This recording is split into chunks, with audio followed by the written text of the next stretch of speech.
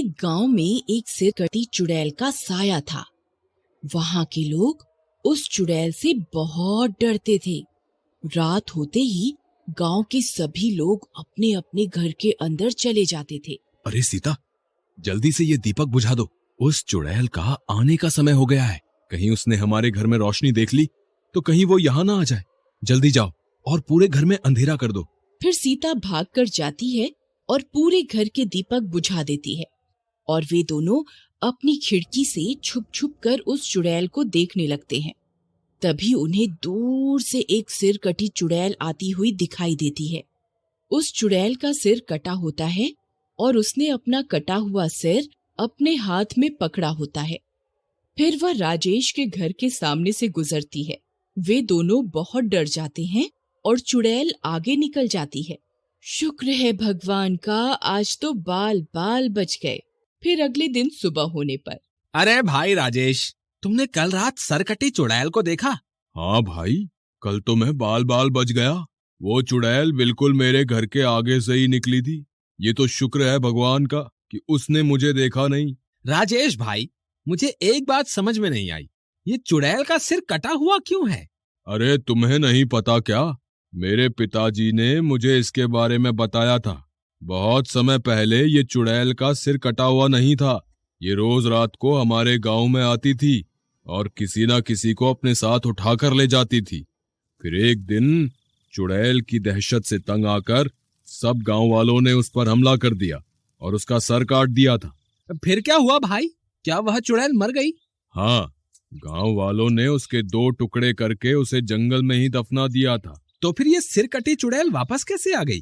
कुछ समय पहले चोर डाकू जंगल में अपना सोना छुपाने के लिए खुदाई कर रहे थे। तभी उन्होंने खुदाई करते करते इस चुड़ैल के सिर को आजाद कर दिया था। अरे मर गए रे, ये क्या चीज है? ये हमने क्या कर दिया? ये सिर कहाँ से निकल कर आ गया? अरे भाई, इसका धड़ तो है ही नहीं, ये तो कोई चुड़ैल लगती है। अरे मर गए रे, अरे भागो यहाँ से, नहीं तो ये हमें कच्चा ही खा जाएगी। भागते कहाँ हो मूर्खो, वहीं के वहीं रुक जाओ, नहीं तो तुम्हारा खून पी जाऊंगी। चुड़ैल जी, हमें माफ कर दो, हम आपकी नींद खराब करने यहाँ नहीं आए थे। हम तो बस अपनी जमा पूंजी को यहाँ जंगल में छुपाने के लिए आए थे। गलती से आप बाहर निकल आई, कृपा करके हमें जाने दें। मैं तुम्हें एक ही शर्त पे जाने दूंगी, तुम्हें मेरा एक काम करना होगा। हमें आपकी सारी शर्तें मंजूर हैं, आप जो कहेंगे हम वो करेंगे, बस आप हमारी जान बख्श दें।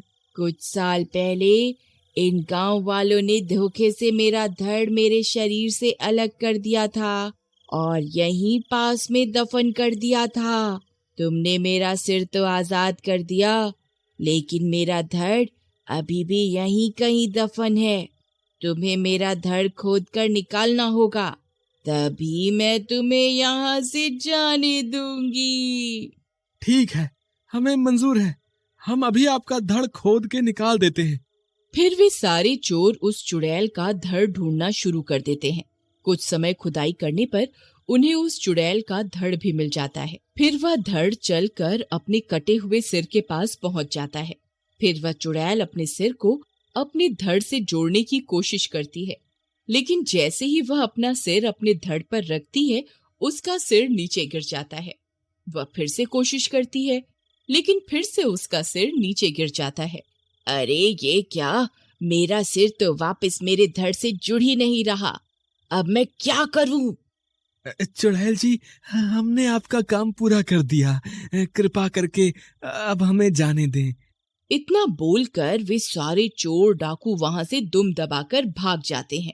उस दिन के बाद से ही उस चुड़ैल का नाम सिरकटी चुड़ैल पड़ गया और अब वह अपना सिर उठाए रोज अपने शिकार की तलाश में हमारे गांव में आती है। लेकिन भाई राजेश, हम कब तक इस चुड़ैल का आतंक सहते रहेंगे? हम सब गांव वालों को मिलकर कुछ ना कुछ करना होगा। तुम सही कहते हो कन्हैया, हम अभी सरपंच के पास चलते हैं, वही कोई ना कोई रास्ता निकालेंगे। सरपंच जी, आपको तो पता ही है इस सरकटी चुड़ैल के आतंक के बारे में। मुझे लगता है अब वक्त आ गया है, हम सबको मिलकर इस सिरकटी चुड़ैल का सामना करना ही होगा, नहीं तो हमारे बच्चे दिन में भी घर से बाहर निकलने में डरने लगेंगे। तुम सही कहते हो राजेश, लेकिन हम उस चुड़ैल का सामना कैसे करें? हमें इस चुड़ैल से निपटने के लिए किसी तपस्वी साधु की मदद की आवश्यकता पड़ेगी। मैंने एक तपस्वी को जंगल में तपस्या करते हुए देखा है, क्यों ना हम सब मिलकर उनसे मदद मांगने चलें? तुम सही कहते हो कन्हैया, हम सब अभी उनसे मदद मांगने चलते हैं। फिर वे सब मिलकर जंगल की ओर उस तपस्वी साधु की तलाश में निकल पड़ते हैं। कुछ देर चलने पर शाम हो जाती है। तभी अंधेरा हो जाता है और डरावनी डरावनी आवाजें आने लगती हैं। अरे मुखिया जी, हमें जल्द से जल्द उस तपस्वी साधु को ढूंढना ही होगा, नहीं तो वह चुड़ैल हमें जरूर ढूंढ लेगी। माँ, बाहर अंधेरा हो गया, लेकिन बाबा अभी तक घर क्यों नहीं आए? पता नहीं बेटा, तेरे बाबा रोज अंधेरा होने से पहले घर आ जाते थे, पता नहीं आज क्यों नहीं आए। फिर वे दोनों भी हाथ में मशाल लिए जंगल की ओर चल देते हैं। वहीं दूसरी तरफ वे सब डरते डरते तपस्वी साधु की तलाश में जंगल में आगे बढ़ते जाते हैं। तभी अचानक चुड़ैल उनके सामने आकर खड़ी हो जाती है। अरे मर गए रे, वो देखो सामने क्या है, ये तो वही सिरकटी चुड़ैल है। हे भगवान मुझे बचाओ, अब मेरा क्या होगा? हे चुड़ैल जी, ये सरपंच हम सब में सबसे मोटा ताजा है, आप इसे खा लो और हमें जाने दो। तेरा दिमाग खराब हो गया है क्या, जो मुझे बलि का बकरा बना रहा है? मैं तुम सबको खा जाऊंगी। मैं बहुत दिनों से भूखी हूँ, मैं किसी को नहीं छोड़ूंगी। अरे भागो रे, ये तो सबको खाने की बात कर रही है, सब अपनी अपनी जान बचा के भागो। फिर वे भागते भागते गुफा के अंदर घुस जाते हैं। अरे बच गए रे, बाल बाल बच गए। लगता है उस चुड़ैल ने हमें गुफा के अंदर जाते हुए नहीं देखा। चलो गुफा के और अंदर चलते हैं। फिर वे सब गुफा के अंदर बढ़ने लगते हैं। हे साधु महाराज, हमें आपकी मदद की आवश्यकता है। तुम सब कौन हो और तुम सब इतने घबराए हुए क्यों हो? हे साधु महाराज, हम जिस गांव से आए हैं उस गांव के ऊपर सिरकटी चुड़ैल का साया है। हम उस चुड़ैल से मुक्ति पाने के लिए आपके पास आए हैं। अब आप ही हमें कोई रास्ता दिखाएं जिससे हम उस चुड़ैल का सामना कर सकें। मैं जानता हूँ उस सिरकटी चुड़ैल के बारे में। कुछ समय पहले गांव वालों ने उसके 2 टुकड़े करके उसे दफन कर दिया था, लेकिन वह उसकी जान नहीं ले पाए क्योंकि वह चुड़ैल श्रापित है। तुम चाहकर भी उसे मार नहीं सकते।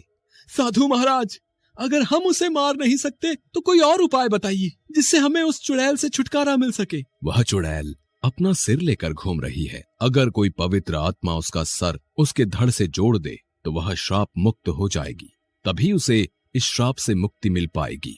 लेकिन साधु बाबा, अब हम पवित्र आत्मा को कहाँ ढूंढें? पवित्र आत्मा हर उस शख्स में वास करती है जिसने कभी किसी के साथ छल कपट ना किया हो और जिंदगी में कोई गलत काम ना किया हो। साधु बाबा, मुझे नहीं लगता कि हमारे पूरे गांव में ऐसा कोई व्यक्ति होगा जिसने कभी झूठ ना बोला हो या कोई छल कपट ना किया हो। अरे भाई राजेश, क्या तुम्हें मैं दिखाई नहीं दे रहा? मुझे लगता है मेरी आत्मा पवित्र है। भाई कन्हैया, जब चुड़ैल को मुझे खाने के लिए बोल रहे थे तब तुम्हारी पवित्र आत्मा कहाँ चली गई थी? हमें कोशिश तो करनी ही होगी, नहीं तो हमें कभी भी इस चुड़ैल से मुक्ति नहीं मिल पाएगी। चलो फिर देर किस बात की, अभी चलकर उस चुड़ैल का सामना करते हैं। फिर वे सब गुफा से बाहर निकलते हैं। राजेश, तुम चुड़ैल को पुकारो, मैं उस पेड़ के पास जाकर छुप जाता हूँ। वो जैसे ही तुम्हारे सामने आएगी, मैं पीछे से जाकर मैं उसका सर उससे छुड़ाकर उसके धड़ पर रख दूंगा। फिर कन्हैया भाग कर जाता है और पेड़ के पीछे छुप जाता है। चुड़ैल, कहाँ हो तुम?